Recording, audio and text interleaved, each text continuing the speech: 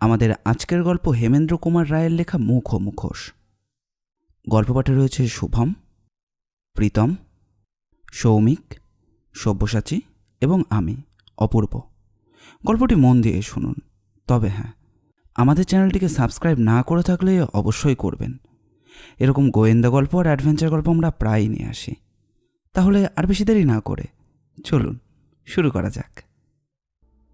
চঞ্চল হয়ে উঠেছে কলকাতা শহর। কলকাতার চঞ্চলতা কিছু নতুন নয়। বসন্ত, ডেঙ্গু, বেরি, প্লেগ, কলেরা, টাইফয়েড প্রভৃতি জীবাণু প্রায়ই এখানে সেখানে বেড়াতে থাকে এবং কলকাতাকে করে তোলে চঞ্চল। কিন্তু আমি ওই রকম চঞ্চলের কথা বলছি না। মাসখানেক আগে শ্যামলপুরের বিখ্যাত জমিদার কমলাকান্ত রায়চৌধুরী কলকাতায় এসেছিলেন বড়দিনের উৎসব দেখবার জন্য। তার একমাত্র পুত্রের নাম বিমলাকান্ত, বয়স 10 বৎসর। একদিন সকালে সে বাড়ি সংলগ্ন বাগানে খেলা করছিল। লোহার ব্যবসায়ীবাবু পতিতপাবন নন্দী ক্রোড়পতি হয়েছে বলে বিখ্যাত। তার টাকার সংখ্যা অসংখ্য বটে, কিন্তু সন্তান সংখ্যা মাত্র 2টি, একটি ছেলে একটি মেয়ে। ছেলেটির বয়স মোটে 8 বৎসর। পাড়ার স্কুলেই পড়ে সে। কিন্তু একদিন স্কুলে গিয়ে আর ফিরে আসেনি, তার পরদিনও না। তারপর প্রায় 20 দিন কেটে গেছে। আজ পর্যন্ত তার কোনো খবরই পাওয়া যায়নি। দুর্জয়গড়ের করদ মহারাজা স্যার সুরেন্দ্র প্রতাপ সিংহ বাহাদুর বড়দিনে বড়লাটের সঙ্গে সাক্ষাৎ করবার জন্য কলকাতায় এসেছিলেন। তার সিংহাসনের উত্তরাধিকারী হচ্ছেন যুবরাজ বিজয় প্রতাপ। তার বয়স 4 বৎসর মাত্র। গত পরশুরাত্রে ধাত্রী গঙ্গাবাই যুবরাজকে নিয়ে ঘুমোতে যায়, কিন্তু গেলকাল উঠে দেখে বিছানায় যুবরাজ আর নেই। সারা বাড়িতে খুঁজেও যুবরাজকে পাওয়া যায়নি। রাত্রির অন্ধকার যুবরাজকে যেন নিঃশেষে গ্রাস করে ফেলেছে। গঙ্গাবাই কোনো রকম সন্দেহের অতীত। তার বয়স 60 বৎসর। তার মধ্যে 50 বৎসরই কাটিয়েছে সে দুর্জয়গড়ের প্রাসাদে। বর্তমান মহারাজা পর্যন্তও তার হাতেই মানুষ। সুতরাং অকারণেই কলকাতা চঞ্চল হয়ে ওঠেনি। 1 মাসের মধ্যে 3টি শ্রেষ্ঠ পরিবারের বংশধর অদৃশ্য। চারিদিকে বিষম সাড়া পড়ে গিয়েছে। ধনীরা শঙ্কিত, জনসাধারণ চমকিত। প্রথমত, চুরি যাচ্ছে কেবল ধনীদেরই সন্তান। দ্বিতীয়ত, 3টি ছেলেরই আপন পিতার সম্পত্তির একমাত্র উত্তরাধিকারী। তৃতীয়ত, কেউ যে এদের ধরে নিয়ে গেছে এমন কোনো প্রমাণও নেই। হেমন্ত নিজের চারিদিকে অভ্যাস মতো ইজি চেয়ারে অর্ধশয়ন অবস্থায় 2 চোখ মুদে আমার কথা ও যুক্তি শুনে যাচ্ছিল নীরবে। হঠাৎ ঘরের কোণে ফোন যন্ত্রটা বেজে উঠল। হেমন্তের যেন ইচ্ছার বিরুদ্ধে চেয়ার ত্যাগ করে ঘরের কোণে গিয়ে রিসিভারটা তুলে নিয়ে বলল, হ্যালো, কে? ও হ্যাঁ, আমি অধম হেমন্ত, প্রণত হই অ্যাসিস্ট্যান্ট কমিশনার সাহেব। আপনার পদোন্নতির জন্য কংগ্রাচুলেশনস। তারপর ব্যাপার কি? হঠাৎ ফোনের সাহায্য নিয়েছেন কেন? নতুন কোনো মামলা হাতে নেবার ইচ্ছে আমার আছে কিনা সেটা জানার জন্য কি? দেখুন, মানুষের ইচ্ছে অন্তত সাধ্য সীমাবদ্ধ। বলছি, মামলাটা কি আগে শুনি? দুর্জয়গড়ের হারা যুবরাজের মামলা? না মশাই, স্বাধীনভাবে অত বড় মামলা হাতে নিতে আমার ভয় হচ্ছে। আপনাদের আড়াল থেকে কাজ করি সে হচ্ছে আলাদা কথা, কারণ সেটা দাবাবোরের উপর চাল বলে দেওয়ার মতো সোজা। কিন্তু আপনারা থাকতে আবার আমি কেন বলুন তো? কি বললেন? খোদ মহারাজের ইচ্ছে মামলাটা আমি গ্রহণ করি সেটা উনি চান? বলেন কি? আমি এত বড় বিখ্যাত লোক হয়ে উঠে গেছি? বাবারে বাবা! আমার কোনো আপত্তি শুনবেন না? দুর্জয়গড়ের প্রাইভেট সেক্রেটারির সঙ্গে 10 মিনিটের মধ্যে এখানে এসে আমাকে আক্রমণ করবেন? ওরে বাবা, বেশ, আক্রমণ করুন, ক্ষতি নেই। কিন্তু আত্মরক্ষা করবার জন্য যদি না বলবার প্রয়োজন হয় তাহলে আমার মুখ বন্ধ থাকবে না, এটা কিন্তু আগে থেকেই বলে রাখলুম। রিসিভারটা যথাস্থানে রেখে হেমন্ত আমার কাছে এসে বলল, রবিন সব শুনলে তো? হ্যাঁ, সতীশবাবু তাহলে তোমার ঘাড়ে এই মামলাটা চাপাতে চান? হেমন্ত কোনো জবাব দিল না। নিজের চেয়ারে বসে কিছুক্ষণ চুপ করে কি যেন ভাবতে লাগলো। তারপর বলল, এই মামলাটা ঘাড়ে নেওয়া কি আমার পক্ষে উচিত হবে? কেন হবে না? স্বাধীনভাবে কখনো কাজ বা এরকম মামলা নিয়ে কখনো নাড়াচাড়া করিনি। তাতে কি হয়েছে? তুমি ভুল করছো রবিন, আমি ঠিক গোয়েন্দা নই, অপরাধ বিজ্ঞানের ছাত্র মাত্র। যদিও এই বিশেষ বিজ্ঞানটিকে আমি গ্রহণ করেছি এক শ্রেণীর আর্ট হিসাবেই। হয়তো তুমি বলবে বিজ্ঞানের সঙ্গে আর্টের বা কলার সম্পর্ক নেই, কিন্তু ভুলে যাও না যে প্রাচীন ভারতের চৌর্য বৃত্তিকেও 64 কলার অন্যতম কলা বলে গ্রহণ করা হতো। চুরি করা যদি আর্ট হয়, চোর ধরাও আর্ট হবে না কেন?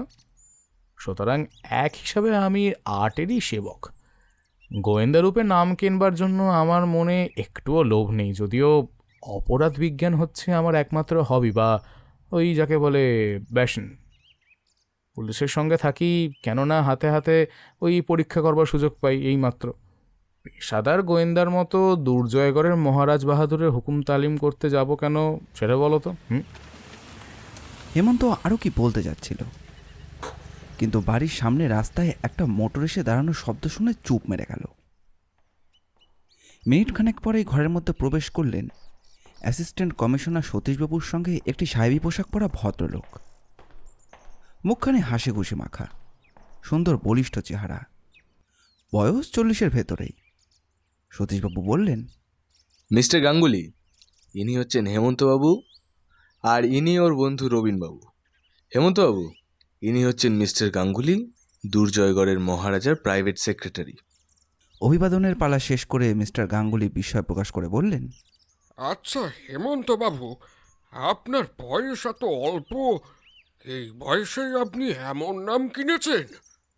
আমি যে নাম কিনেছি, আমার পক্ষে এটা আশ্চর্য সংবাদ। বিলক্ষণ! আপনি নাম না কিনলে মহারাজা বাহাদুর আপনাকে নিযুক্ত করার জন্য এত বেশি আগ্রহ দেখাতেন না। মিস্টার গাঙ্গুলি সরলভাবে হেমন্তর সুখ্যাতি করবার জন্য কথাগুলো বললেন, কিন্তু তার ফল হলো উল্টো। হেমন্তের মুখ লাল হয়ে উঠল। রূঢ়স্বরে সে বলল, নিযুক্ত মানে? নিযুক্ত মানে কি? মানেটা হলো গিয়ে, যুবরাজের মামলাটা মহারাজা বাহাদুর আপনার হাতেই অর্পণ করতে চান। এজন্য তিনি প্রচুর পারিশ্রমিকও দিতে রাজি আছেন। বুঝতেই পারছেন, মামলার কিনারা হলে কিন্তু যথেষ্ট পুরস্কারও। ধন্যবাদ মিস্টার গাঙ্গুলি। মহারাজ বাহাদুরকে গিয়ে জানাবেন যে হেমন্ত চৌধুরী জীবনে পারিশ্রমিক বা পুরস্কারের লোভে কোনো কাজ করেনি। সতীশবাবু, এই মামলার সঙ্গে আমি কোনো রকম সম্পর্ক রাখতে ইচ্ছা করি না।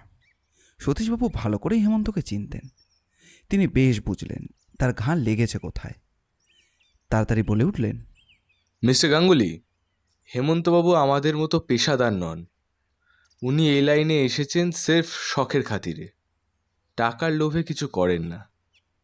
এ বাবা, মাফ করবেন হেমন্তবাবু, আমি না জেনে আপনার সেন্টিমেন্টে আঘাত দিয়ে দিয়েছি। আমাকে ক্ষমা করবেন, আমাকে ক্ষমা করে দিন। মিস্টার গাঙ্গুলি, কোনো ভয় নেই, আমার সেন্টিমেন্ট আপনার আঘাত সামলে নিয়েছে। ওরে মধু, মধু, এই বলছি, একটু চা নিয়ে আয় রে। মিস্টার গাঙ্গুলিকে বুঝিয়ে দে যে তিনি কোনো অসভ্য গোয়েন্দা গোবিন্দের পাল্লায় এসে পড়েননি। অনতিবিলম্বে মধু এসে টেবিলের ওপর চায়ের সরঞ্জাম ও খাবারের থালা সাজিয়ে দিয়ে গেল। চা পর্ব শেষ হলে হেমন্ত বলল, মিস্টার গাঙ্গুলি, খবরের কাগজে যুবরাজের অন্তর্ধান হওয়ার যে বিবরণ বেরিয়েছে, তার উপর আমার নির্ভর কি করাটা ঠিক হবে, বা সোজা কথায় আমরা কি নির্ভর করতে পারি? অনায়াসে। এমনকি কাগজওয়ালারা আমাদের নতুন কিছু বলবার ফাঁকও রাখেনি। ফাঁক নিশ্চয়ই আছে, কারণ কাগজওয়ালাদের কথা মানলে বিশ্বাস করতে হয় যে যুবরাজের রক্ত মাংসের দেহ সকলের অগোচরে হঠাৎ হাওয়া হয়ে শূন্যে মিলিয়ে গিয়েছে। সতীশবাবু হেসে বললেন, না, অতটা বিশ্বাস করবার দরকার নেই, কারণ ঘটনাস্থলে আমি নিজে গিয়েছি। মহারাজা বাহাদুর গড়িয়াহাটা রোডের একখানে মস্ত বাগান বাড়ি ভাড়া নিয়েছেন। যুবরাজের ঘর বাড়ির শেষ প্রান্তে, দোতলায়। বাড়িটা চারদিকে 8 ফুট উঁচু পাঁচিল, একে এই ব্ল্যাকআউট অন্ধকার, তাই কুয়াশা ভরা শীতের রাত, তার উপরে বাগানটাও পুরনো গাছপালা ঝুপসি। বাইরে কোনো লোক অনায়াসে পাঁচিল টপকে সকলের অগোচরে যুবরাজের ঘরের তলায় গিয়ে দাঁড়াতে পারে। মিস্টার গাঙ্গুলি বললেন, কিন্তু দোতলায় যুবরাজের ঘরের ভেতরে সে ঢুকবে কেমন করে? সতীশবাবু বললেন, অত্যন্ত সহজে। সহজে? আপনি কি ভুলে যাচ্ছেন যে গঙ্গাবাই বলেছে ঘরে ঢুকে সে দরজায় খিল লাগিয়ে দিয়েছিল, আর সকালে উঠে খিল খুলেছিল সে নিজের হাতেই? গঙ্গাবাইয়ের সাবধানতা হয়েছিল একচক্ষু হরিণের মতো। যুবরাজের ঘরের সংলগ্ন বাথরুমের দরজাটা ছিল খোলা। বাগান থেকে মেথর আসবার জন্য বাথরুমের পেছন থেকে কাঠের সিঁড়িটি ছিল। বাইরের যে কোনো লোক সেই সিঁড়ি বেয়ে উঠে প্রথমে বাথরুম, তারপর যুবরাজের ঘরে ঢুকতে পারে। যাক, যুবরাজের অন্তর্ধানের রহস্যটা যখন পরিষ্কার হয়ে গেল, তখন এতদিন পরে আমার আর ঘটনাস্থলে যাবার দরকার নেই। এখন কথা হচ্ছে, এ চুরি করল কে? অন্য সময় হলে আমি রাজবাড়ির লোককেই সন্দেহ করতুম, কিন্তু আপাতত সেটা করতে পারছি না। কেন? এই মাসের আগে কলকাতায় এরকম আরও দুটো ঘটনা ঘটে গেছে। ও দুটো ঘটনাও যখন ঘটে, দুর্জয়গড়ের রাজা বাহাদুর তখন কলকাতায় পদার্পণ করেননি। সুতরাং বেশ বোঝা যাচ্ছে শহরে এমন একদল দুষ্টের আবির্ভাব হয়েছে, ছেলে চুরি করাই যাদের প্রধান উদ্দেশ্য। আমার মতে এই তিনটে ঘটনা একই দলের কীর্তি। আমিও আপনার মতে সাই দিই, কিন্তু চোর চরিত্রের একটা রহস্য আমরা সকলেই জানি। প্রত্যেক শ্রেণীর চোর নিজের বিভাগ ছাড়া অন্য বিভাগ ঠিক মানতে চায় না, অথবা সেই বিভাগে হাত দিতে চায় না। যারা সাইকেল চুরি করে বারবার ধরা পড়েও তারা চিরদিনই সাইকেল চোরই থেকে যায়। আর এক দলের বাঁধা অভ্যেস, রাতে গৃহস্থের ঘরে ঢুকে যা কিছু পাওয়া যায় চুরি করে পালানো। এমনি নানা বিভাগের নানা বিশেষজ্ঞ চোর আছে, কদাচ তারা আপন আপন অভ্যেস ত্যাগ করেন। কিন্তু এরকম ছেলে চোরের দল এদেশে নতুন নয় কি?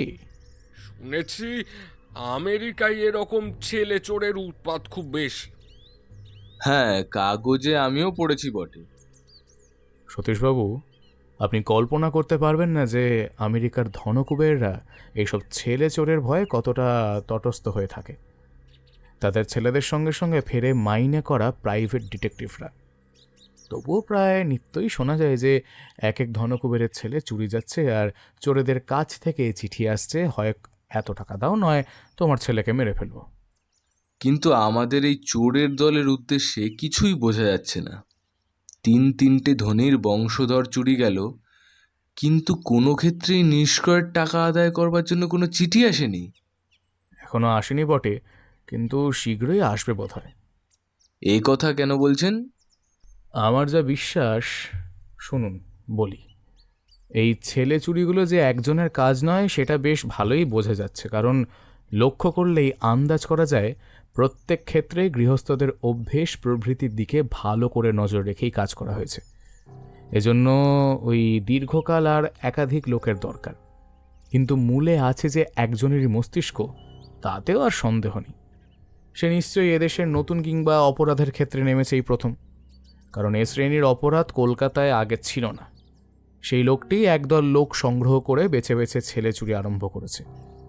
তার বাছাইয়ের মধ্যেও তীক্ষ্ণ দৃষ্টির পরিচয় আছে।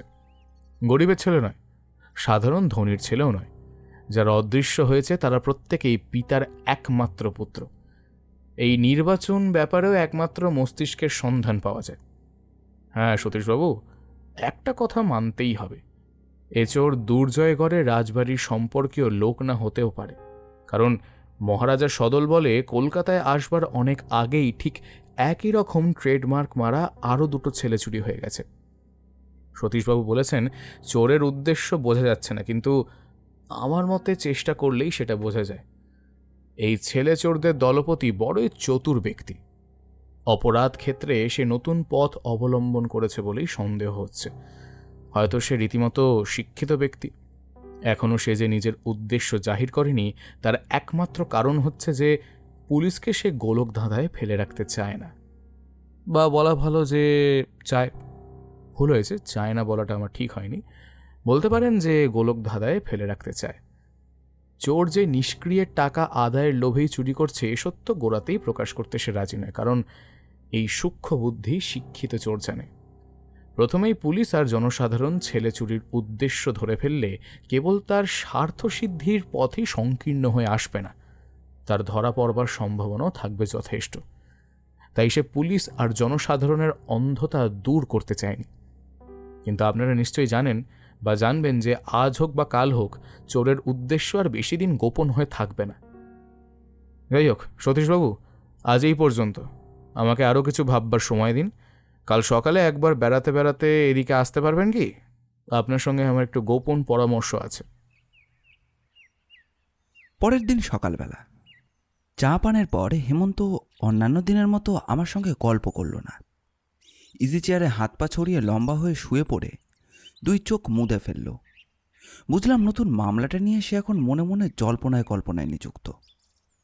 টেবিলের ওপর থেকে বিশ্ব দর্পণ পত্রিকাটা তুলে নিলাম। সমস্ত কাগজটার উপরেই চোখ বুলিয়ে গেলাম, কিন্তু পড়বার মতন খবর একান্তই অভাব।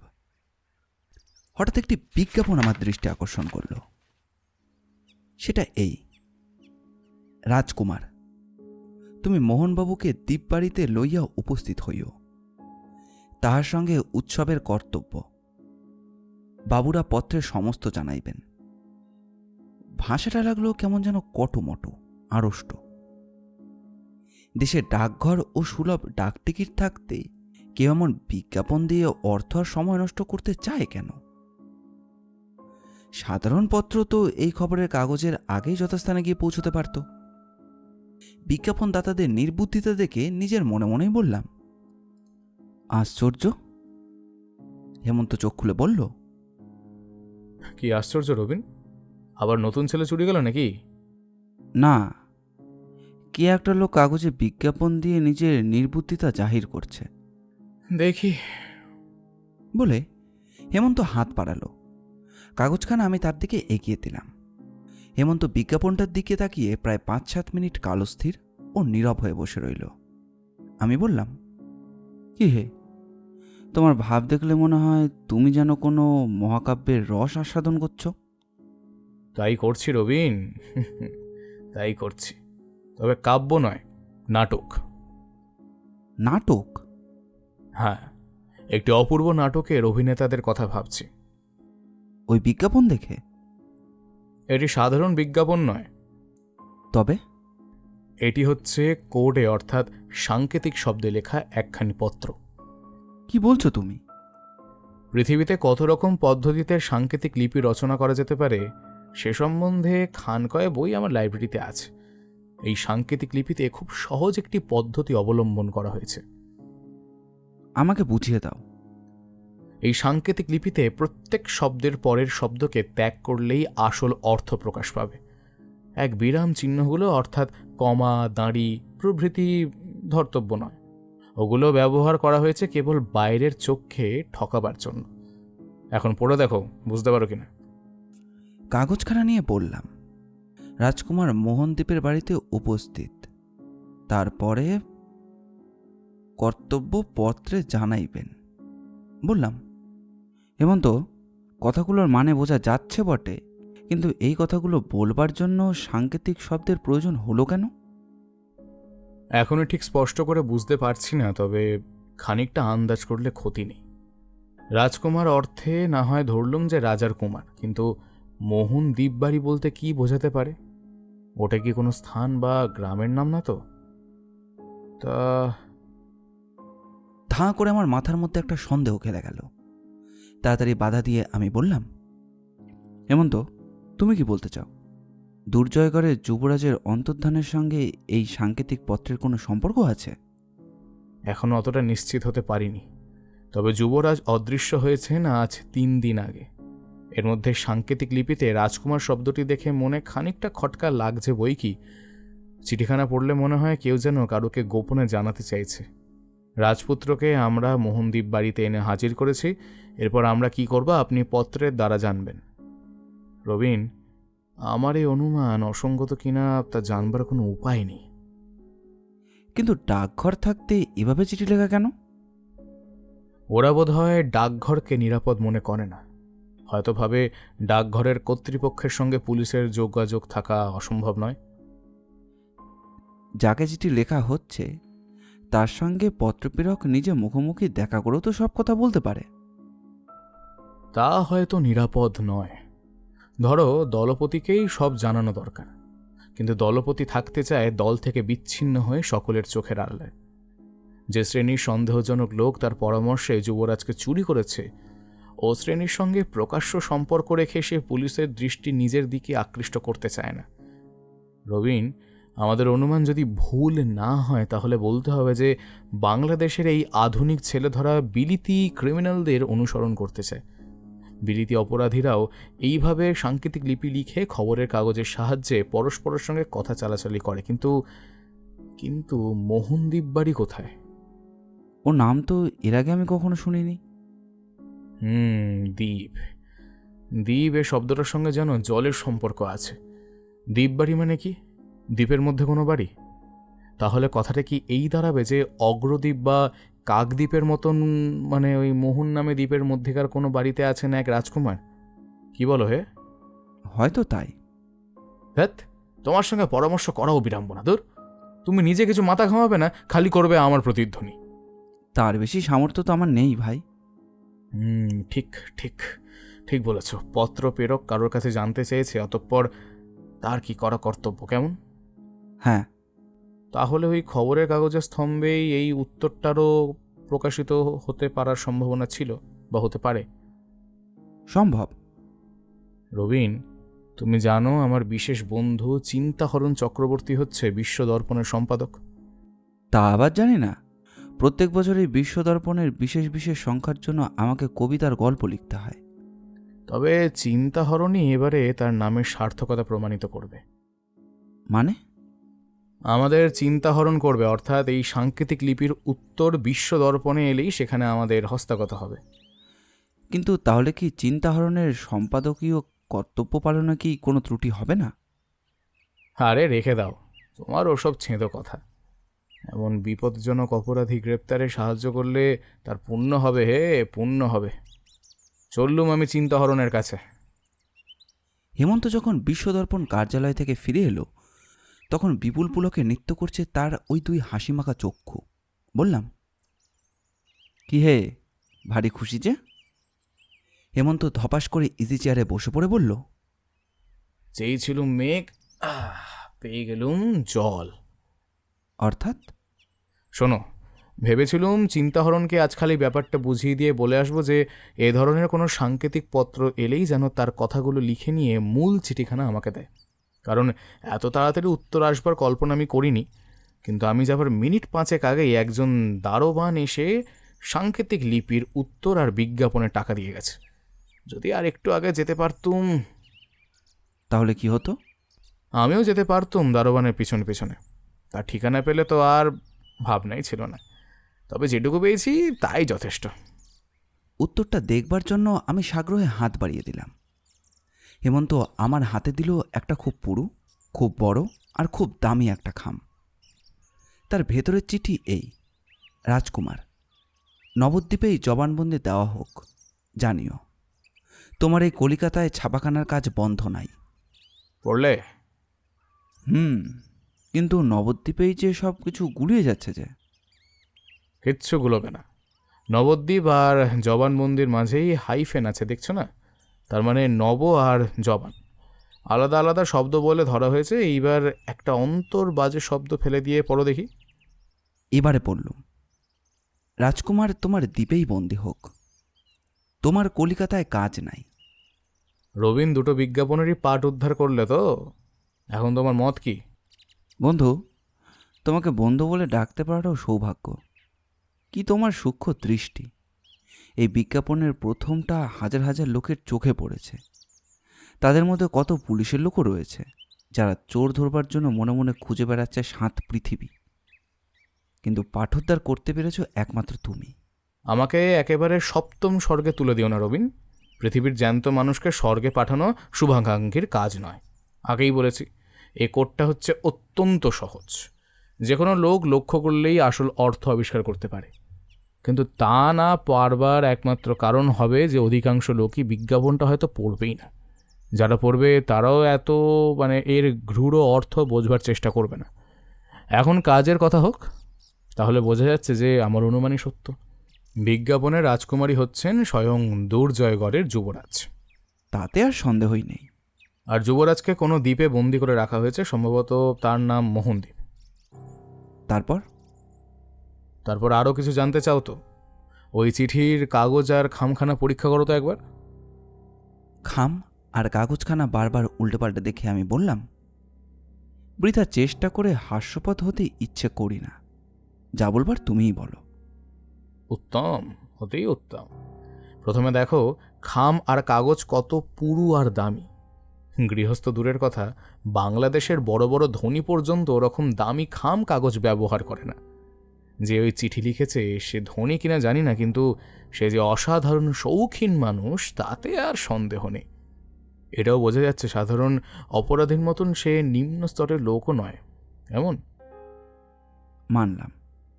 চোখ আর আলোর মাঝখানে রেখে কাগজখানা পরীক্ষা করো। লেখা রয়েছে মেড ইন ক্যালিফোর্নিয়া। আমি যতদূর জানি ক্যালিফোর্নিয়ায় তৈরি ওরকম খাম আর চিঠির কাগজ কলকাতায় পাওয়া যাবে না। এই বিষয়ে ভালো করে খোঁজ নিয়ে সন্দেহ দূর করব। আপাতত ধরে নেওয়া যাক এই খাম আর কাগজ কলকাতার নয়। তাতে কি বোঝা যায়? তাতে এই বোঝায় যে ছেলে চোরেদের দলপতি আমেরিকা প্রত্যাগত। তুমি কোন প্রমাণে এই পত্রলেখককে দলপতি ধরে নিচ্ছ? এই লোকটা দলপতি না হলে প্রথম পত্রের লেখকের কাছে তার কর্তব্য কি জানতে চাইতো তো? ঠিক। এখন কি দাঁড়ালো দেখা যাক। আমেরিকা থেকে কলকাতার এমন একজন লোক ফিরে এসেছে, সে ধনী আর খুব শৌখিন। আমেরিকায় কিডন্যাপিং বা ধনীর ছেলে চুরি করা হচ্ছে একটা অত্যন্ত চলতি অপরাধ। বছরে বছরে সেখানে এমনি কত ছেলেই যে চুরি যায় তার অসংখ্য সংখ্যা রয়েছে। সেই দুষ্টবুদ্ধি মাথায় নিয়ে আমেরিকা ফেরত এই লোকটি কলকাতায় এসে এক নতুন রকম অপরাধের সৃষ্টি করেছে। সে সাহেব বা ভারতের অন্য জাতের লোক নয়, কারণ সে বাংলায় চিঠি লিখতে পারে। নিশ্চয়ই সে ভদ্রলোক, শিক্ষিত, এবং সে নিজের একটি দল গঠন করেছে। খুব সম্ভব এই দলে অধিকাংশ লোকই পাকা আর দাগি অপরাধী বা নিম্ন শ্রেণীর সন্দেহজনক লোক, কারণ দলপতি প্রকাশ্যে তাদের সঙ্গে সম্পর্ক রাখতে ইচ্ছুক নয় এবং পুলিশের নজরের পড়বার ভয়ও সে সম্পর্ক রাখবে না। একটা 3-4 লাইনের বিজ্ঞাপন তোমাকে এত কথা জানিয়ে দিল? কিন্তু এ সমস্তই মেঘের প্রসাদ ভাই, মেঘের প্রসাদ। বাস্তবের এক ঝড়ে এরা যে কোনো মুহূর্তে হুড়মুড় করেও ভেঙে পড়তে পারে। এসব এখনও প্রমাণরূপে ব্যবহার করা ঠিক অসম্ভব, কারণ ওই পরিণামে হয়তো দেখা যাবে এর অনেক কিছুই আসল ব্যাপারের সঙ্গে মিলছে না। তবুও আশা করি তুমি অগ্রসর হয়েছ। হয়তো এগিয়ে গিয়েছে, কিন্তু অন্ধকারের ভিতরে। কে এই আমেরিকা ফেরত লোক? মোহনদ্বীপই বা কোথায়? ঠিক ঠিক, দেখো তো ওই গেজেটিয়ারখানা খুঁজে। তখনই বই এনে খুঁজে দেখলাম, কিন্তু ভারতের কোথাও কোনো মোহনদ্বীপের নাম পাওয়া গেল না। হেমন্ত বলল, হয়তো ওটা স্থানীয় নাম, কিংবা ওই ছেলে চোরের দলের কোনো বিশেষ স্থানকে নিজেদের মধ্যে ওই নামে ডাকে। বৈঠকখানায় পায়ের শব্দ শোনা গেল। হেমন্ত বলল, সাবধান রবিন, তুমি বড় পেটটা আলগা। বোধহয় সতীশবাবু আসছেন। তার কাছে এখন কোনো কথা নয়, কারণ এখন আমি নিশ্চিত হইনি। কেমন? সতীশবাবুই বটে। ঘরে ঢুকে জিজ্ঞাসা করলেন, এলেন কিছু? হদিশ? তা পেয়েছি বইকে। কি হদিশ পেয়েছি কল্পনার, যেটা কবির রবিনের এক চেটে। বুঝলুম না। রবিনের মতো আমি কবিতা লিখছি না বটে, তবে কল্পনা ঠাকুরানীর আঁচল ধরে বাছা বাছা স্বপ্নের ছবি দেখছি। তাতে আমার সময় কাটছে বটে, কিন্তু পুলিশের কোনো কাজে সেটা লাগবে না। আসন গ্রহণ করে সতীশবাবু বললেন, কিন্তু আমরা বহু কষ্টে দু একটা তথ্য আবিষ্কার করেছি, দেখুন এগুলো আপনার কাজে লাগে কি না। ধন্যবাদ, আমি উৎকর্ণ হয়ে রইলুম। যে রাত্রে দুর্জয়গড়ের যুবরাজ অন্তর্হিত হন, ঘাটির পাহারাওয়ালারা দেখেছিল রাত 3টের সময় একখানা সাদা রঙের বড় আর ঢাকা মোটর গাড়ি গড়িয়াহাটা রোড ধরে দক্ষিণ দিকে ছুটে যাচ্ছে। এটা খুব বড় তথ্য নয়। না, তারপর প্রায় 3:30টের সময় ঠিক ওই রকম একটা বড় সাদা রঙের আর ঢাকা গাড়ি দেখেছিল টালিগঞ্জের কাছে এক পাহাড়ওয়ালা। তারপর রাত 3:30-র কাছাকাছি ডায়মন্ড হারবার রোডে অবিকল ওই রকম একটা গাড়ি যাচ্ছিল বলে জানা যাচ্ছে। সাদা রঙের গাড়ি? হ্যাঁ, তারপর রাত 4টের পর বাসরার কাছেও ওই রকম এক গাড়ি দেখেছে এক চৌকিদার। তারপর তারপর হেমন্তের কণ্ঠ উত্তেজিত। আবার ভোরবেলা দেখা যাচ্ছে যে ক্যানিংয়ের দিক থেকে ঠিক ওই রকম একখানা সাদা গাড়ি ফিরে আসছে। গাড়ির ভেতরে ছিল কেবল ড্রাইভার, সেখানে ট্যাক্সি। সেই ট্যাক্সির কোনো খোঁজ পেয়েছেন? না, এখনই তার নাম্বার জানা যায়নি, তবে অনুসন্ধান চলছে। এই তথ্যটাকে আপনি সন্দেহজনক মনে করছেন কেন? রাত 3টের পর থেকে সকাল পর্যন্ত ওই সময়টুকুর ভেতরে ঘটনাস্থলের কাছ থেকে ক্যানিং পর্যন্ত রাস্তায় প্রায় 4বার ওই রকম সাদা গাড়ি দেখা গেছে। ও জায়গায় অত রাতে একে তো গাড়ি প্রায় চলেই না, তার উপর সাদা ট্যাক্সি, তাও খুব সাধারণ নয়। সুতরাং সন্দেহ হওয়াটা স্বাভাবিক নয় কি? নিশ্চয়ই নিশ্চয়ই। সতীশবাবু, ওই ট্যাক্সি ড্রাইভারকে দেখবার জন্য আমারও 2 চক্ষু তৃষিত হয়েছে। ক্যানিং ক্যানিং। গাড়িখানা সকালবেলায় ক্যানিংয়ের দিক থেকেই ফিরছিল, তাই না? হ্যাঁ। তারপরেই আরম্ভ সুন্দরবনের জলপথ, তাই না সতীশবাবু? হ্যাঁ, সে জলপথ সুন্দরবনের বুকের ভেতর দিয়ে গিয়ে একেবারে বঙ্গোপসাগরে পৌঁছবে। আচ্ছা, আসুন তাহলে আবার কল্পনার মালা গাঁথা যাক, এবারে না হয় 2জন মিলে। তার মানে? প্রথমে না হয় ধরেই নেওয়া যাক অপরাধীরা দুর্জয়গড়ের যুবরাজকে নিয়ে ওই ট্যাক্সিতে চড়েই পালাচ্ছিল। ধরুন তারা ক্যানিংয়ে গিয়ে নেমেছে। এবার আপনি কি মনে করেন যে তারা এখানে সেখানেই আছে? তার সমস্তটা তন্ন তন্ন করে খোঁজা হয়েছে, কিন্তু কোথাও কোনো অপরাধীর পাত্তা পাওয়া যায়নি। ধরুন স্থলপথ ছেড়ে অপরাধীরা অবলম্বন করেছে জলপথ, কিন্তু জলপথে তারা কোথায় যেতে পারে? তাই তো হেমন্তবাবু, আপনার এই ইঙ্গিতটা যে অত্যন্ত মূল্যবান, এটা তো আমরা ভেবেই দেখিনি। তারা কোথায় যেতে পারে? সমুদ্রে? সমুদ্রে গিয়ে তাদের লাভ? নৌকায় চড়ে অকূলে ভাসবার জন্য তো তারা যুবককে চুরি করেনি। তবে হয়তো তারা কোনো দ্বীপে টিপে গিয়ে উঠেছে, কিংবা জলপথে খানিকটা এগিয়ে পাশের কোনো গাঁয়ে টায়ে নেমে পড়েছে। আমার দৃঢ় বিশ্বাস তারা উঠেছে কোনো দ্বীপের উপরেই। আপনার দৃঢ় বিশ্বাসের কারণ কি? আমি প্রমাণ পেয়েছি, অকাট্য প্রমাণ। বলিনি তার কারণ এতক্ষণ আমার প্রমাণকে অকাট্য বলে মনে করতে পারিনি, তাই। হেমন্ত তখন একে একে বিশ্বদর্পণের সেই বিজ্ঞাপন কাহিনী সমস্তটা বর্ণনা করল। অপরাধীদের দলপতি সম্বন্ধেও তার ধারণা গোপন রাখল না। প্রশংসায় উচ্ছ্বসিত হয়ে সতীশবাবু বলে উঠলেন, বাহাদুর হেমন্তবাবু, বাহাদুর। দলে দলে পুলিশ দেশে দেশে ছুটাছুটি করে মরছে, আর আপনি এই ছোট্ট বৈঠকখানা 4 দেওয়ালের মাঝখানে ইজি চেয়ারে বসে এর মধ্যেই এতখানি অগ্রসর হতে পেরেছেন। না মশাই, আমাকে একবার আমার এই স্বাদের ইজি চেয়ার ছেড়ে উঠে বিশ্বদর্পণের আপিসে ছুটতে হয়েছিল। ওকে আবার ছোটা বলে নাকি? ও তো হাওয়া খেতে যাওয়া। কিন্তু মোহনদ্বীপ কোথায়? এই দ্বীপের নাম আমিও প্রথম শুনলাম। সমুদ্রের কাছে সুন্দরবনের নদীর মোহনায় আমি ছোট বড় অনেক দ্বীপ দেখেছি। ছেলেচোরের দল হয়তো ওদেরই মধ্যে একটা কোনো অনামা দ্বীপে গিয়ে আশ্রয় নিয়েছে, আর নিজেদের মধ্যে তাকে ডাকতে শুরু করেছে এই নতুন নামে। খুব সম্ভবত তাই, কিন্তু ওখানকার সমস্ত দ্বীপের ভেতর থেকে ওই একটি বিশেষ দ্বীপকে খুঁজে বার করা তো 4টিখানি কথা নয়। না, তার ওপরে খোঁজাখুঁজি করলে বিপদের সম্ভাবনা আছে। কি বিপদ? অপরাধীরা একবার যদি সন্দেহ করে যে পুলিশের সন্দেহ গিয়েছে ওই দিকেই, তাহলে যুবরাজকে হত্যা করে তাদের বিরুদ্ধে সবচেয়ে বড় প্রমাণ লুপ্ত করে দ্বীপ থেকে সরে পড়তে পারে। তবেই তো। তার চেয়ে আরেক উপায়ে খোঁজ নেওয়া যাক না? মনে হচ্ছে ছেলেচোরেরা প্রায় ক্যানিং থেকে নৌকো ভাড়া নিয়ে ওই দ্বীপে যায়।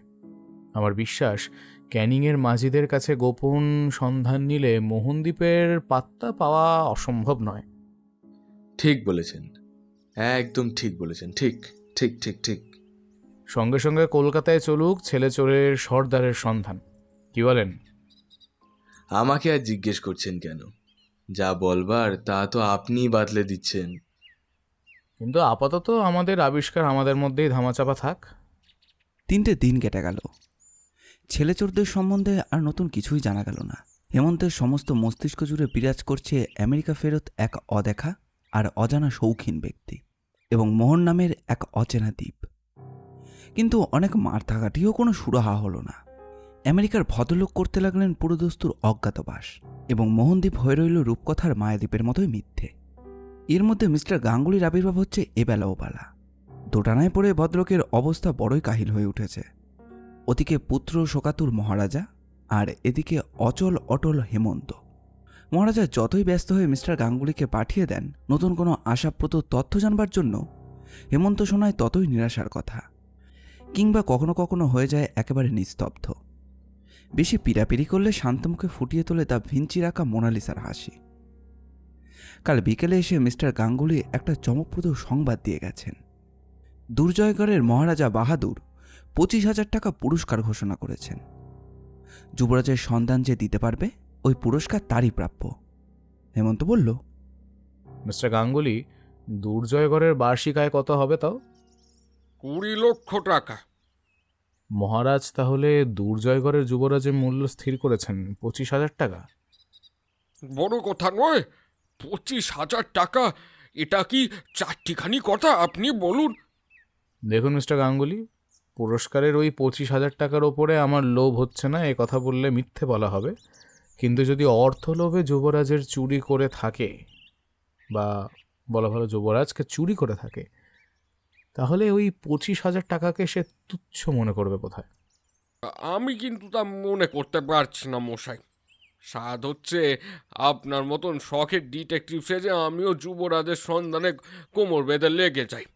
আমার মতে 25,000 টাকায় জীবনকে রঙিন করে তোলবার পক্ষে যথেষ্ট। মোটেই নয়, একদম নয়। যারা যুবরাজকে চুরি করেছে তারা যদি নিষ্ক্রিয় আদায় করতে চায়, তাহলে চেয়ে বসবে হয়তো 5 লক্ষ টাকা। হ্যাঁ, কি? 10-15 লাখ চাইলেও অবাক হব না। বাপ রে বাপ! দুর্দান্ত বিস্ময়ের প্রচণ্ড ধাক্কায় গাঙ্গুলি চেয়ার থেকে প্রায় পড়ে যাওয়ার উপায়। আমি হেসে ফেলে বললাম, ও কি মিস্টার গাঙ্গুলি, চোরেরা নিষ্ক্রয় চাইলেও অতগুলো টাকা তো আপনার সিন্ধুক থেকে বেরোবে না। আপনি এমন কাতর হচ্ছেন কেন? আমি আমি তো কাতর হচ্ছি মহারাজের মুখটা মনে করে। কেন? যার 20-25 লাখ টাকা আয়। আরে মশাই, 1 কোটি টাকা হলেও 25,000 পুরস্কার ঘোষণা করা আমাদের মহারাজের পক্ষে অশ্রুতপূর্ব উদারতা। ও, তিনি বুঝি একটু। একটু নয় মশাই, একটু নয়।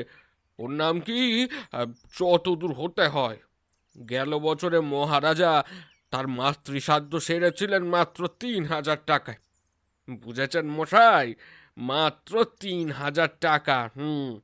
বাপ মায়ের কাজে বাঙালি গৃহস্থেরাও যা অনায়াসে ব্যয় করে থাকে। এইটুকুনি। কি বলছেন? এত বড় ডাক সাইটে মহারাজা?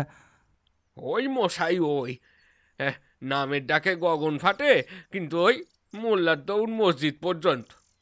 কিন্তু শুনেছি মহারাজা বাহাদুর প্রায় ফি বছরই ওই ইউরোপ আমেরিকায় বেড়াতে যান। তার জন্য তো কম টাকার শ্রাদ্ধ হয় না। হ্যাঁ, আমাদের মহারাজার একটি মাত্র শখ আছে, আর তা হচ্ছে দেশ বেড়ানো। কিন্তু কীরকম হাত টেনে কত কম টাকায় তিনি যে তার ওই শখ মেটান, শুনলে আপনারা বিশ্বাসই করবেন না। আরে দাদা, ছো বিলেতি মুল্লুকে গিয়ে তিনি প্রবাদ বিখ্যাত মার্ভেলাস ইস্টার্ন কিংয়ের নামে রীতিমতো কলঙ্ক লেপন করে আসেন। তাই নাকি? হ্যাঁ, এমন ব্যাপার? তবে আর বলছি কি মশাই, যুবরাজের জন্য কেউ যদি 5 লাখ টাকা নিষ্ক্রয় চায়, তাহলে ব্লাড প্রেশার বেড়ে আমাদের মহারাজের দাঁত কপাটি লেগে হয়তো তিনি মূর্ছিতই হয়ে পড়বেন।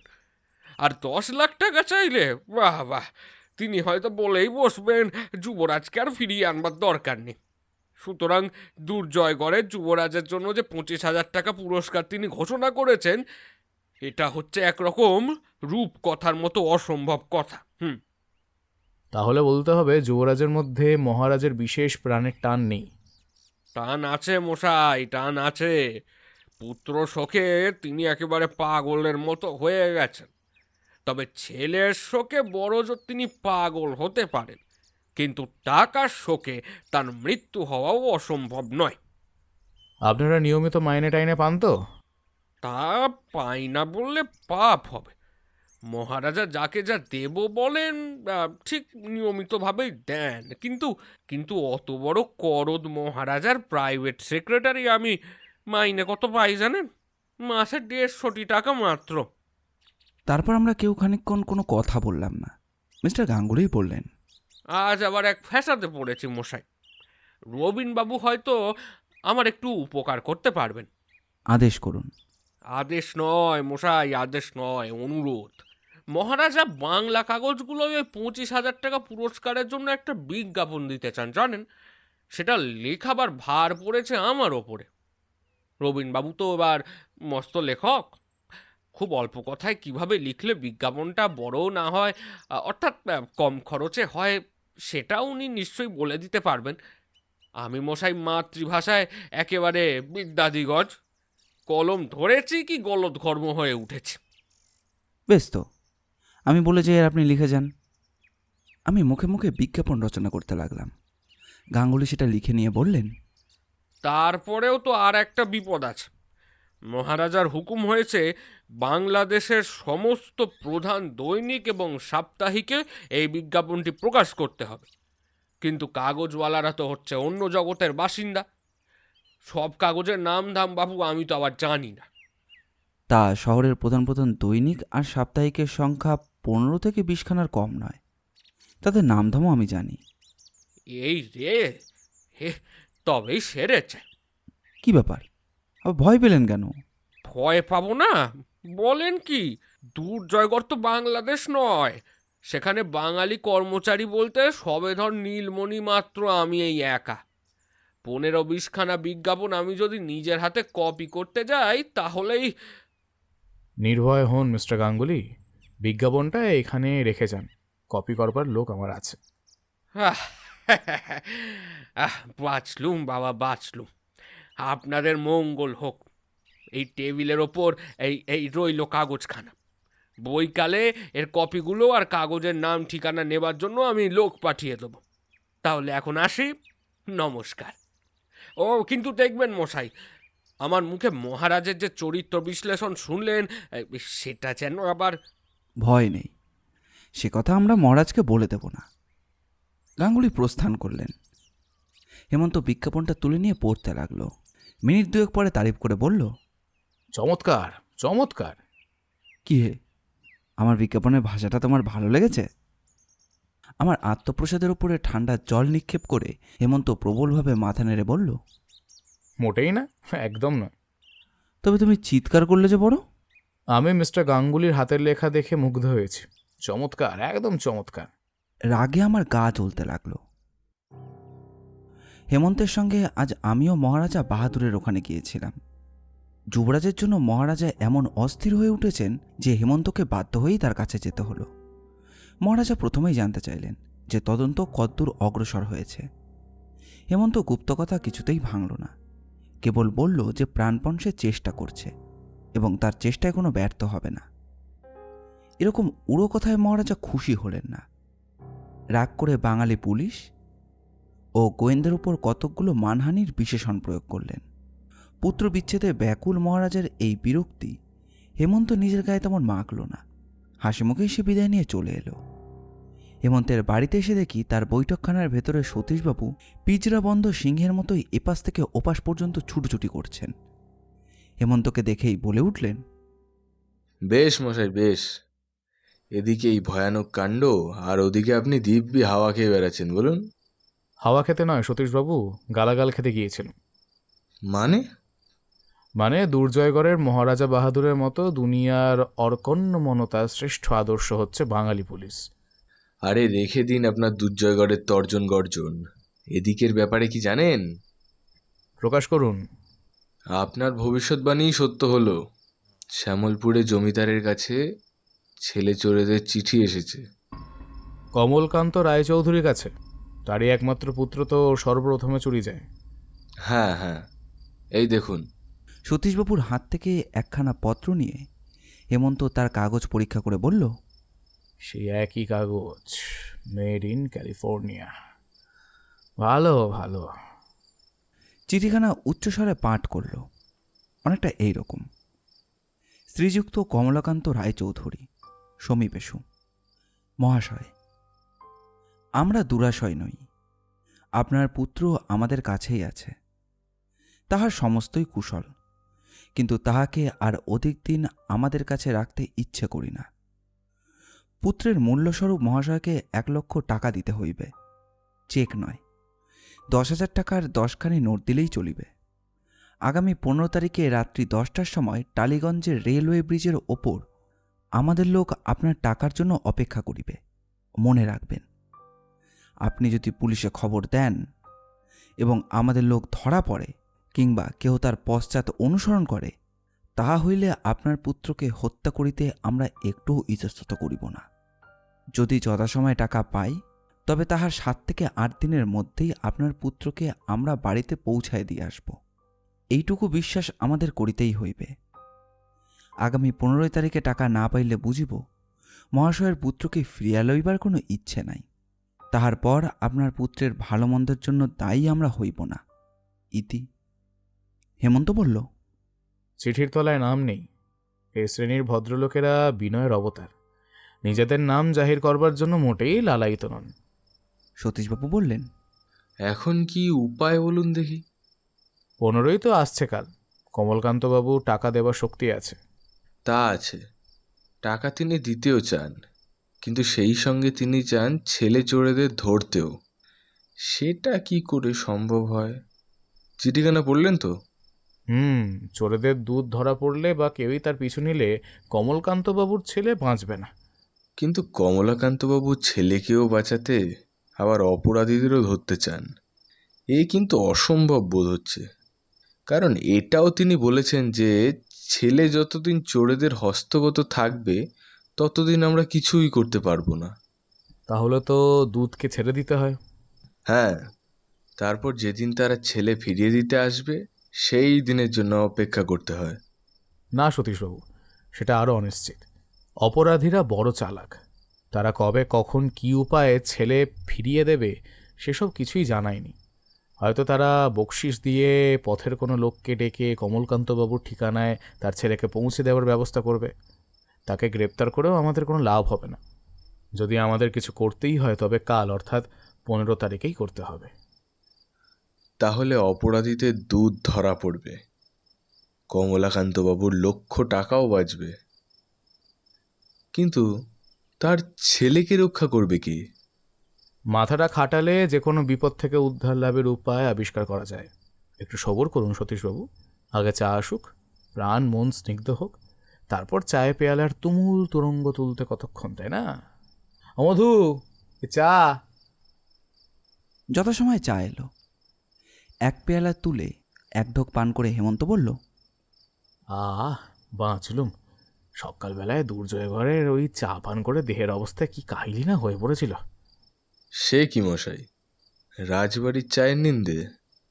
মশাই কি সন্দেহ করেন যে পৃথিবীতে সর্বশ্রেষ্ঠ চা তৈরি হয় কেবল রাজরাজার বাড়িতেই? মোটেই নয়, একদম নয়। দামি আর খাঁটি চায়নার টিপ পটে ঐশ্বর্যের সদর্প বিজ্ঞাপন থাকতে পারে, কিন্তু সুস্বাদু চা যে থাকবেই এমন কোনো বাধা আইন নেই। চা যে সে হাতে তৈরি হয় না, ভালো চা তৈরি করার সঙ্গে হারমোনিয়াম বাজানোর তুলনা চলে। ও দুটোই যেমন সহজ তেমনই কঠিন। এই দুই ক্ষেত্রেই গুণী মেলে 100 জনে 1 জন। আমার মধু চাকর হচ্ছে 1 নম্বরের চাকর, ওই বললাম না, চাকর। আপাতত আপনার চায়ের ওপর এই বক্তৃতাটা বন্ধ করলে ভালো হয় না? চায়ে শেষ চুমুক মেরে ইজি চেয়ারে হেলে পড়ে হেমন্ত অর্ধমুদিত নেত্রে বলল, ব্যস্ত হবেন না সতীশবাবু। আমার মুখে বাক্যধারা ঝরছে বটে, কিন্তু আমার মস্তিষ্কের ভেতরে উতলে উঠছে চিন্তার তরঙ্গমালা। আমরা পুলিশ, প্রমাণ চাই। প্রমাণ? বেশ, দিচ্ছি। আসলে রাত 10টার সময় টালিগঞ্জের রেলওয়ে ব্রিজের উপরে ছেলে চোরদের দূত আসবে। আগে হ্যাঁ। কমলকান্তবাবুর লোক তার হাতে 1,00,000 টাকার নোট সমর্পণ করবেন। তারপর? আমাদের অর্থাৎ পুলিশের চর যাবে তার পিছনে পিছনে। ধেত, পর্বতের মশিক প্রসব চোরেদের চিঠিতে। কি লেখা আছে আমি তা ভুলিনি মশাই, ভুলিনি। পুলিশের চর এমনভাবে দূতের পেছনে যাবে সে একটু সন্দেহ করতে পারবে না। দুধ যদি অন্ধ বা নির্বোধ না হয় তাহলে সে ঠিক ধরতে পারবে কে তার পিছু নিয়েছে। না, ধরতে পারবে না। এখানে আপনার বিলাতি পুলিশের পদ্ধতি অবলম্বন করুন। রাত 10টার ঢের আগে ঘটনাস্থলের চারদিকে তফাতে তফাতে দলে দলে গুপ্তচর ঘোরাফেরা করবে। মনে রাখবেন, 5-10 জনের কাজ নয়। তারপর যথাসময়ে চোর দূত ওই সেই সময় নিতে আসবে টাকা, স্থানের দিকে প্রস্থান করবে। দূর থেকে তাকে অনুসরণ করবে আমাদের প্রথম চর। দূতের লক্ষ্য নিশ্চয়ই তার উপরে পড়বে, পড়ুক, ক্ষতি নেই। আমাদের প্রথম চর খানিক এগিয়ে দেখতে পাবে আরেকজন নতুন লোককে, অর্থাৎ আমাদের দ্বিতীয় চরকে। প্রথম চর দ্বিতীয় চরকে ইঙ্গিত দেবে, দূতকে দিয়ে নিজে পিছিয়ে পড়বে বা অন্যদিকে চলে যাবে। এবার চোরের দূত সেটা দেখে ভাববে যে সে মিছেই সন্দেহ করছিল। ওদিকে আমাদের দ্বিতীয় চর কতটা পথ পার হয়ে পাবে আমাদের তৃতীয় চরকে, তখন সেও তৃতীয়ের ওপরে কার্যকর দিয়ে নিজে সরে পড়বে। এইভাবে তৃতীয়ের পর চতুর্থ, তারপর দরকার হলে পঞ্চম বা ষষ্ঠ চর চোরেদের দূতের পিছু নিলে সে কিছুই সন্দেহ করতে পারবে না। চমৎকার আধুনিক পদ্ধতি, কিন্তু তারপর? আমাদের আপাতত জানা দরকার কেবল চোরেদের কলকাতার আস্থানাটি। এখন কারুকে গ্রেপ্তার করা বুদ্ধিমানের কাজ হবে না, কারণ ওই চোরেদের কবলে আছে তিনটি বালক। তারা যে কলকাতায় নেই এটা আমরা জানি। আগে তাদের ঠিকানা বার করি, তারপর না হয় অন্য কথা। কলকাতায় চোর ধরতে গিয়ে তাদের যদি মরণের মুখে এগিয়ে দিই, তাহলে আমাদের অনুতাপ করতে হবে যে রোগী মেরে রোগ সারানোর মানে কিছু কি হয়? হ্যাঁ, কাল গেছে 15 তারিখ রাত 10টার সময়। কাল টালিগঞ্জে নিশ্চয়ই একটা কিছু রোমাঞ্চকর নাট্যাভিনয় হয়ে গেছে। খবরটা জানবার জন্য উৎসুক হয়ে রয়েছে মন। সতীশবাবু কাল রাত্রেই খবর দিতে আসবার জন্য প্রস্তুত ছিলেন, কিন্তু হেমন্ত রাজি হয়নি। সে বলল, আপনি হয়তো আসবেন রাত 12টার সময়, কিন্তু আপনার খবরের চেয়ে আমার ঘুমকে আমি বেশি মূল্যবান মনে করি। রাতের পর সকাল আছে, এর মধ্যেই খবরটা বাসি হয়ে যাবে না নিশ্চয়ই। যথাসময়ে শয্যা ত্যাগ, আহার ও নিদ্রা হেমন্ত সাধ্যমতো নিয়ম রক্ষা করবার চেষ্টা করত। অথচ জরুরি চাপ পড়লেই তাকে দেখেছি 2-3 দিন বিনা নিদ্রায় অনায়াসে কাটিয়ে দিতে। সে বলতো, নিয়ম মেনে শরীর পালন করি বলেই আমার দেহের মধ্যে সঞ্চিত হয়ে আছে রিজার্ভড শক্তি। যারা অনিয়মের মধ্যে জীবন কাটায় তাদের দেহে কেবল রোগ এসেই বাসা বাঁধে না, রিজার্ভ শক্তি থেকেও তারা হয় বঞ্চিত। সকালে বসে হেমন্তের সঙ্গে গল্প করছিলাম। হেমন্ত বলছিল, মানুষের জীবনে দৈবের প্রভাব যে কতখানি আমরা কেউই সেটা ভেবে দেখবার চেষ্টা করি না। গোটা কয়েক দৃষ্টান্ত দিই দেখ। প্রথমে ধর আলেকজান্ডার দি গ্রেটের কথা। তিনি মারা গিয়েছিলেন যৌবনে। অল্প বয়সে সিংহাসন পেয়েছিলেন বলে হাতে পেলেন তিনি অসীম ক্ষমতা, আর তার পিতার হাতে তৈরি সুশিক্ষিত সৈন্যদল। তার পিতা রাজা ফিলিপ অসময়ে দৈবগতিকে গুপ্তঘাতকের হাতে প্রাণ দেন। সে সময় তিনি যদি হঠাৎ মারা না যেতেন, যদি বৃদ্ধ বয়স পর্যন্ত রাজ্য চালনা করতেন, তাহলে আলেকজান্ডার কখনো দিগ্বিজয়ী নাম কেনবার অবসর পেতেন কিনা সন্দেহ। ভেবে দেখ, বিলাতের বালক কবি চ্যাটার্টনের কথা। সবাই বলে যে দরিদ্রের ঘরে না জন্মালে তিনি তখনকার ইংল্যান্ডের সর্বশ্রেষ্ঠ কবি হতে পারতেন। পৃথিবীর অনেক কবি ধনী বা রাজার কৃপাদৃষ্ট লাভ করে লক্ষ্মীকে প্রসন্ন করে সরস্বতীর সেবা করে গেছেন ষোড়শ বছরে, কিন্তু সেক্ষেত্রে চ্যাটার্টন দৈবের সাহায্য লাভ করেননি। ফলে অনাহারে জ্বালা সইতে না পেরে বালক বয়সেই তিনি করলেন আত্মহত্যা। অত বড় প্রতিভার ফুল শুকিয়ে গেল ফোটবার আগে।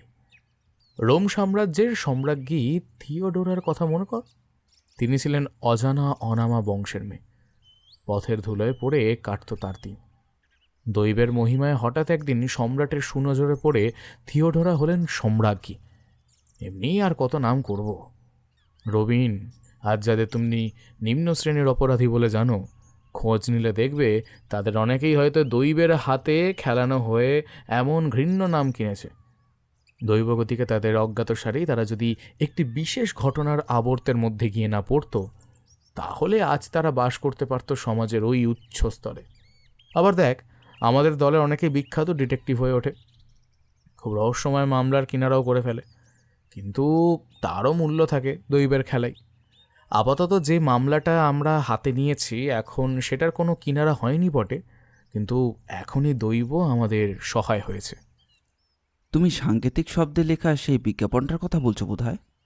হ্যাঁ, এ মামলায় সেইটাই হচ্ছে স্টার্টিং পয়েন্ট।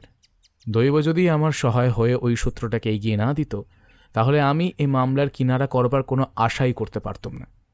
খালি বুদ্ধি আর তীক্ষ্ণ দৃষ্টি থাকলেই তো হয় না রবিন, সেই সঙ্গে চাই দৈবের দয়া। তুমি দেখে নিও, এই মামলার অপরাধীর বিরুদ্ধে প্রধান প্রমাণ হবে সেই সাংকেতিক বিজ্ঞাপনটাই। অপরাধে যে ধরা পড়বে এ বিষয়ে তোমার তো কোনো সন্দেহ নেই?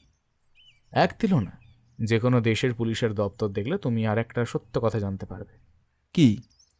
অতিরিক্ত চালাকি দেখাতে গিয়ে আজ পর্যন্ত কত বড় বড় অপরাধী পুলিশের হাতে আত্মসমর্পণ করতে বাধ্য হয়েছে। এই ধরো এই ছেলে চোরের কথা, ডাকঘরের সাহায্য নিলে আমাদের পক্ষে আজ একে আবিষ্কার করা অসম্ভব হতো। ডাকের চিঠিতেও সেই সাংকেতিক শব্দ ব্যবহার করতে পারত। সেই চিঠি ভুল ঠিকানায় গেলে বা পুলিশের হাতে পড়লেও খুব সম্ভব কেউ তার পাঠোদ্ধার করবার চেষ্টা করত না। ঠিক এই সময় রাস্তায় মোটর দাঁড়ানোর শব্দ হলো। অনতিবিলম্বে ঘরের ভেতরে এসে দাঁড়ালেন সতীশবাবু। তার চোখে মুখে হাসির উচ্ছ্বাস। কি মশাই, খবর কি? কেল্লা ফতে। কেল্লা হতে কিরকম? আপনি কি আসল আসামিকেও ধরে ফেলেছেন? পাগল, নিজের দিক না সামলে ভীমরুলের চাকে হাত দি কখনো? তবে তাদের আড্ডা আবিষ্কার করেছি। কি করে? ওদের দুধ যথাস্থানেই এসেছিল। তারপর সে টাকা নিয়েছে? হ্যাঁ, তারপর আমাদের চর, না চর বললে ঠিক হবে না, চরেরা তো পিছু নেয়। সে কোন দিকে যায়? রসা রোডে আসে ওই উত্তর দিক থেকে। তারপর প্রায় রাসবিহারী এভিনিউর মোড়ের কাছে এসে একখানা মস্ত বাড়ির ভেতরে ঢুকে অদৃশ্য হয়। বাড়িখানার উপরে পাহারা বসিয়েছেন কি? নিশ্চয়ই। বাড়িখানার নাম হচ্ছে মনসা ম্যানশন। অন্ধকার, বাইরে থেকে একদম মনে হয় না যে ভেতরে কোনো লোক আছে। যে লোকটা এসেছিল তাকে দেখতে কেমন? রাতে ভালো করে তার চেহারা দেখা যায়নি, তবে সে খুব লম্বা চওড়া আর তার পোশাক হিন্দুস্তানি মতো। এইবার গোপনে সন্ধান নিতে হবে যে ও বাড়িতে কে থাকে। তারপর টেলিফোনের ঘণ্টা বেজে উঠল। নিজের কথা অসমাপ্ত রেখেই হেমন্ত উঠে গিয়ে রিসিভারটা নিয়ে মুহূর্ত পরে মুখ ফিরিয়ে বলল, সতীশবাবু থানা থেকে আপনাকে ডাকছে। সতীশবাবু রিসিভার নিয়ে বললেন, হ্যালো, হ্যাঁ আমি। কি বললে? হ্যাঁ, বল কি, বল কি? তিনি অভিভূতর মতো আরও খানিকক্ষণ থানার কথা শুনলেন। তারপর বদ্ধস্বরে আচ্ছা। বলে রিসিভারটা রেখে দিয়ে যখন আবার আমাদের কাছে এসে দাঁড়ালেন, তখন তার চোখের আলো নিভে গেছে এবং ভাবভঙ্গি একেবারে অবসন্নের মতো। হেমন্ত একবার তীক্ষ্ণ দৃষ্টিতে সতীশবাবুর মুখের দিকে তাকালো, কিন্তু কিছু বলল না। সতীশবাবু ধপাস করে চেয়ারের উপর বসে পড়ে করুণ স্বরে বললেন, হেমন্তবাবু, খাঁচা খালি, পাখি নেই। পাখি উঠল কখন? আরে মশাই, পাখি ধরতে গিয়েছিলুম আমরা খালি খাঁচায়। আজ সকালে আমাদের চর খবর নিয়ে জেনেছে যে মনসা ম্যানশন হচ্ছে ভাড়াটে বাড়ি, কিন্তু আজ 3 মাস খালি পড়ে আছে। অর্থাৎ চোরদের দুধ সদর দিয়ে বাড়ির ভিতরে ঢুকে খিড়কির দরজা দিয়ে সরে পড়েছে। কেমন, এই তো? ঠিক তাই, আমাদের কাদা ঘেটে মরাই সার হলো। সর্দারজি, সাবাস! সর্দার? সর্দার আবার কে? এই ছেলে চোরেদের সর্দার আর কি, বাহাদুর বটে সে। আমাদের কত শিয়ালের পরামর্শ, এত তোড়জোড়, এত ছোটাছুটি, সাফল্যের লাফালাফি, কালনেমির লঙ্কা ভাগ, তার এক ছেলে ভোলানো সহজ চালে সব ব্যর্থ হয়ে গেল। শত্রুর চেয়ে নিজেদের বেশি বুদ্ধিমান মনে করার শাস্তি হচ্ছে এই। আমি মানুষ নেত্রে বেশ নিরীক্ষণ করতে পারছি আমাদের বোকামির দৌড় দেখে সর্দারজি মহাকৌতুক হাস্য উচ্ছ্বসিত হয়ে 2 হাতে পেট চেপে কার্পেটের উপরে গড়াগড়ি খাচ্ছেন। হাসো সর্দারজি, হাসো। স্বীকার করছি আমার গর্ধর্বের নিকটাত্মীয় আমরা হেরে ভূত। থামুন মশাই, থামুন। এটা ঠাট্টা তামাশার বিষয় নয়। গোয়েন্দাগিরি হচ্ছে একটা বড় রকমের স্পোর্ট। পরাজয়কে আমি হাসি মুখে গ্রহণ করতে পারি। যে কখনো পরাজিত হয়নি সে বিজয় গৌরবের যথার্থ মর্যাদা বুঝতে পারে না। খেলা? বেশ, কেমন খেলোয়াড় কে দেখা যাবে। আপনার ওই সর্দার যে এখনো টের পাননি যে আমাদের হাতের তাস এখনো ফুরিয়ে যায়নি। দেখি কে টেক্কা মারে। আমাদের হাতে এখনো কি কি তাস আছে মশাই? নতুন কোনো তাস পেয়েছেন নাকি? নিশ্চয়ই, সে খবরটাও আজ দিতে এসেছি। জবর খবর। বলেন কি? ঝাড়ুন আপনার জবাব, একটু খবরের ঝুলি ঝাড়ুন তো দেখি। হেমন্তের উৎসাহ দেখে সতীশবাবুর ম্লান ভাবটা মুছে গেল ধীরে ধীরে।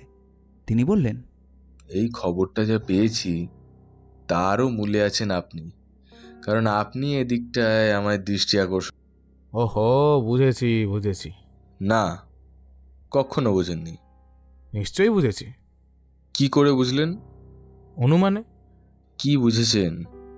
ক্যানিংয়ের এক মাঝির খোঁজ পেয়েছেন তো? ঠিক। জানি, কলকাতায় পাখির খাঁচা যখন খালি জবর খবর আসতে পারে তখন কেবল ক্যানিং থেকেই। তাই খবরটা পেয়েছি কাল রাতেই। খবরটা শুনি। পুলিশ খোঁজাখুঁজি করে জলিল নামে এক বুড়ো মাঝিকে খুঁজে বার করেছে। সে নাকি আজ 3 মাসের ভেতরে 4 বার একদল লোককে নিয়ে সমুদ্রের মুখে জমিরা নদীর একটি দ্বীপে পৌঁছে দিয়ে এসেছে। আবার আসবার সময় ওই দ্বীপ থেকেও যাত্রী তুলে এনেছে। তারা যে সন্দেহজনক ব্যক্তি এটাই মনে করছেন কেন? তারও কারণ আছে। প্রথমত, জলিল বলে ওই অঞ্চলে সে আগেও গিয়েছে, কিন্তু এই দ্বীপে যে মানুষ থাকে সেটা সে জানতো না। দ্বিতীয়ত, লোকগুলো যতবার গিয়েছে এবং এসেছে ততবারই তাকে প্রচুর বকশিশ দিয়েছে এবং তাদের কথা যেন কাউকে না বলে এ কথা বলেছে। এটা কি সন্দেহজনক নয়? এ প্রমাণ সন্দেহজনক হলেও খুব বেশি সন্দেহজনক নয়। আমাদের আজকের পর্বটি ভালো লাগলে অবশ্যই লাইক করবেন, আর কীরকম লাগলো সেটি কমেন্ট করে জানাবেন। দ্বিতীয় পর্বটি 2 দিনের মধ্যে আমাদের চ্যানেলে আপলোড করা হবে। আমরা আপনাদের মধ্যে থেকে একটি কমেন্ট পিন করে দেব। এই রকম গোয়েন্দা গল্প আর অ্যাডভেঞ্চার গল্প আমরা প্রায় নিয়ে আসি। আমাদের চ্যানেলটি ঘুরেও আসতে পারেন। আপনাদের ভালোবাসা একান্ত কাম্য। ধন্যবাদ।